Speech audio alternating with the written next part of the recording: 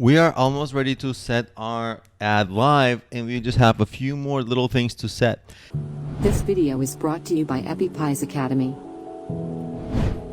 Very quickly, the start date, the default is start as soon as possible and no date end. If you don't know, maybe you'll forget about it and you'll set it and you'll forget, you can set an end date. But if you just want to keep it running until you feel that your ad is complete, then yeah, just don't set the end date. But just make sure that you're on top of it and you are not going to forget that it keeps running, because if it keeps running and running and running, you're going to waste money that you did not want to waste. So just be aware of this. After that, if you scroll down a little bit, there's this content exclusions, and there's a pull down that we're going to go through. The default that they give you is the standard inventory, but you have other options. Like you can put your ads into what they call sensitive content, and you're going to get cheaper clicks, but it might appear next to like graphic content or violence,